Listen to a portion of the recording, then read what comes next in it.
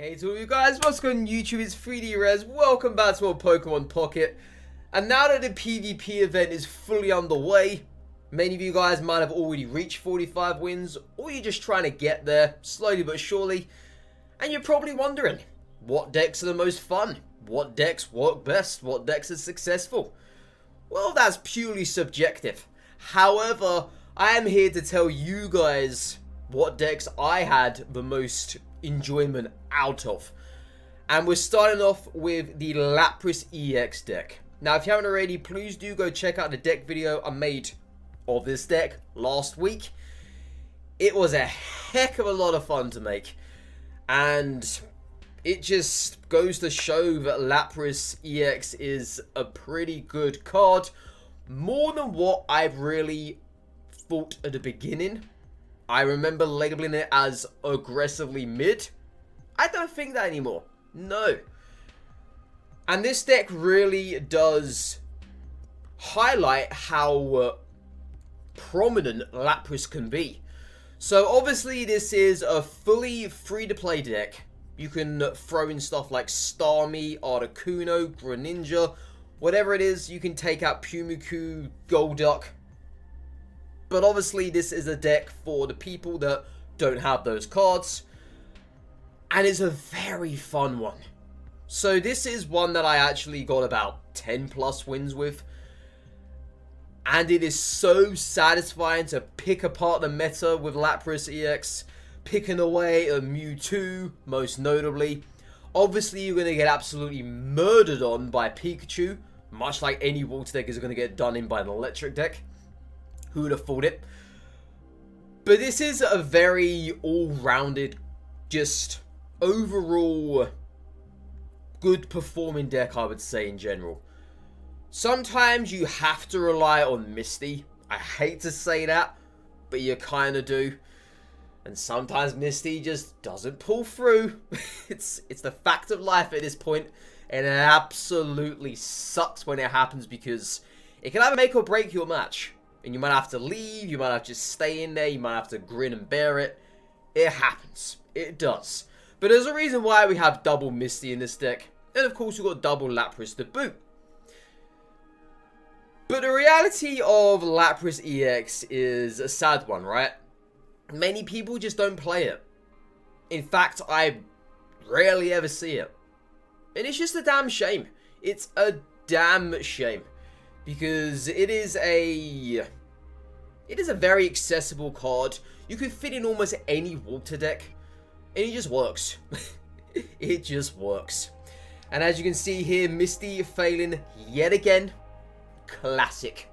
Classic Misty, just when we needed her the most. But yeah, there just goes to show at certain times where you just gotta run a deck you like, and this was one of them for me. And hopefully it's gonna be one for you guys as well. Because as I say, there's just so much going on right now in the meta, in the event, that quite frankly just feels very weird. And this is a weird deck to accompany it in. So hopefully you guys do find solitude using this, because believe me, once you get it working, it is a heck of a lot of fun. And it will throw your opponents off when you play stuff like Pumuku and Lapras together. Really, really will do. The second deck I have for you guys is Wiggly Dark. Now this was a deck I made quite a while back, about 2-3 weeks ago now I would say. But it still performs. It still just goes to show that Wigglytuff EX is a force to be reckoned with. It's just crazy how you can roll in with the whole dark aspect with Wiggly, and you can mold it around something that, quite frankly, just shouldn't work most of the time, but it does. Obviously, this deck was made in mind for Mewtwo, back when Mewtwo was at the peak. You guys remember that surely. Mewtwo was rampant, it was all over the place. I don't see as much anymore. It's why I don't really run this deck as much. But this deck was something that I was actually surprised by. It worked in the event. It wasn't like overly crazy. Didn't get me absurd amount of wins, I've got to admit. However, the wins it did get were just so satisfying. So as you can see here, we're going up against double Starmie. Of all things, double Starmie. Well, if I remember correctly in this match, I think the opponent slipped up. I think. We all make mistakes sometimes, okay? We all do. Can't say we don't. But Wigglytuff is, as I say, a gamble. It's literally you're relying on the coin flip. And if you don't get that coin flip, I'm not going to say you're overly screwed. You're just not in a good position. However, that's where Golbat and Arbok come into play in this deck. So I've actually been debating whether or not to throw in double Golbat now. Because obviously this deck is not actually my own. It is a little bit of a reimagined deck. I actually took off of Spraggles. So Spraggles, if you guys don't remember, this was from a while back now in soft launch. Spraggles actually made the exact same deck here with double Golbat and double Meowth.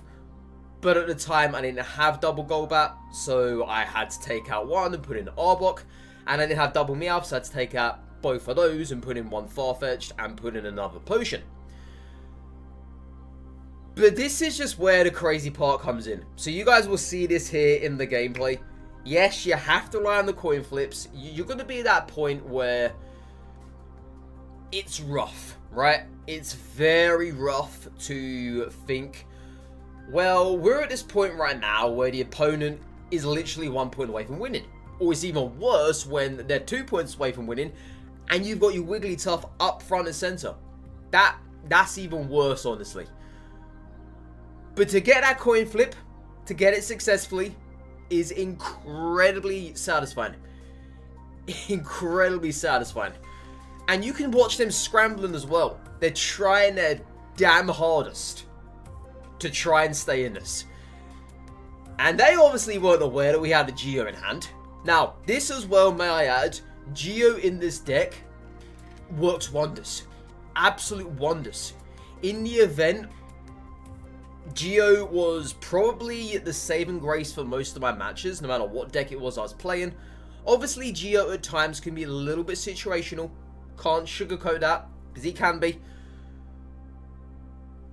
But it's probably one of those cards where it's going to catch your opponent by surprise. Especially seeing as this opponent literally wasted double potion when they obviously knew nothing about it. Obviously not. But then, to get them to waste their items, get them to waste their resources, their X speeds, their potions, whatever it is, that's where the whole entire Wigglytuff comes into play. And from that point onwards, you can just keep trucking away at them. You know there's nothing they can do to heal, to outlast you. It's even better when your Wigglytuff has more health and you don't have to rely on the coin flips as much. That's even better. So I believe here I got the win right here, right now. Because we ended up getting the coin flip. And as I say, try this deck out, guys. It will not... it will not let you down, okay? Believe me, if you want to throw out Arbok for double Golbat, be my guest. But this deck will not let you down. Even in the PvP event, or whether it be on the ladder. Whatever it is. You will have a heck of a lot of fun playing this. And just watching people go in an absolute frenzy. It's crazy. Believe me. If you guys have never confided within Dragonite, I think this deck is for you. It is just crazy fun when you can get everything rolling at once. Everything just comes together when you get both Pidgeot and Dragonite on the board. And this match will show exactly that. So Dragonite in the PvP event, it catches people by surprise. Because obviously they are expecting Mewtwo, Venusaur, Charizard, Pikachu, whatever the heck it is, anything meta-wise, they're expecting it. But what they're not expecting is this. And when I was playing throughout the PvP event, for all of my matches, I didn't see a single Dragonite in one of them. It's because people just don't really care for it. But if you play this, trust me, okay? Trust me on this one. You will get absurd amount of wins, catching people by surprise with this. Obviously, it's a massive trial and error, much like with any Dragonite deck. You don't know how it's going to perform. You got to rely on all of the meteorites plopping into place, because if they don't, but that's where Pidgeot comes into play. That is where Pidgeot can try and save your skin, in other words. So if you have something in your active spot, you don't want to be there, and you've just probably know that Dragonite's going to muck something up, or you're scared it's not going to go through properly, go ahead and drive off. And hopefully then you can actually pick off what you didn't want in the active to be dead on the bench. That's the beauty of the Pidgeot and Dragonite combo. And I made the deck video on Friday just gone. Go watch that if you haven't already, please do. It was a lot of fun to make. And I actually was pressured by a couple of you guys in the stream to play Dragonite. And I kind of had to play it after I got the Spanish variant of the full art Dragonite. Okay? I was kind of made to do it. Because if you guys haven't seen the meme about Dragonite where he's literally got his satchel down the side of him, he's got the Spanish flag in the background, Rafael Nadal, the Spanish player, is on the side. The Spanish tennis player, excuse me, is on the side. If you guys have never seen that meme, go and check it out. But as I say, after I got the Spanish full art, I had to go and play this deck. I had to make one. So we did exactly that. And this is what became of it. Absolute wonderful times. I had just murdering the whole entire board. There's something so satisfying about watching all of the meteors just come down and just go bam, bam, bam, bam, bam.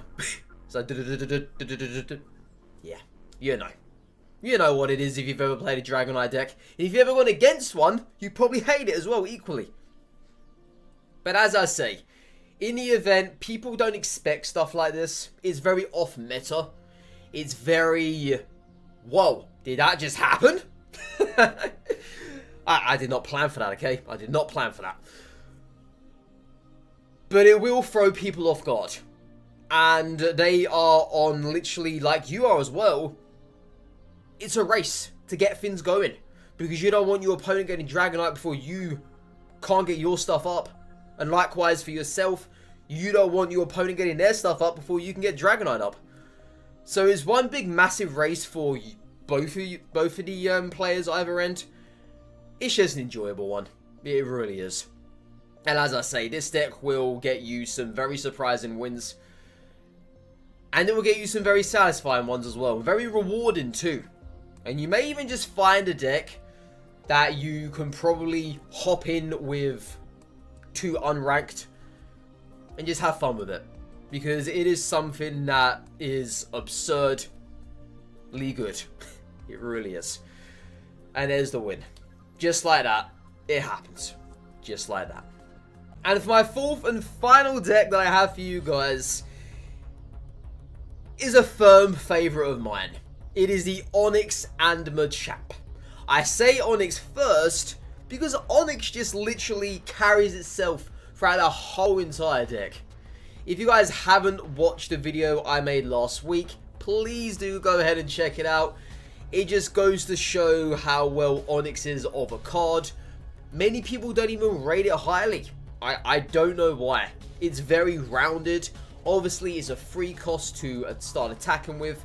And it's a full cost to retreat. So it's pretty pricey. But you have the likes of Brock to help you with that. And sometimes you're going to get a double Brock. So you may be going second. You get yourself a Brock and an Energy. And then a turn after that, you got yourself an Onyx online. It goes to show that cards like these are very undervalued. They're probably underperforming, I would say at times. But they just work so well.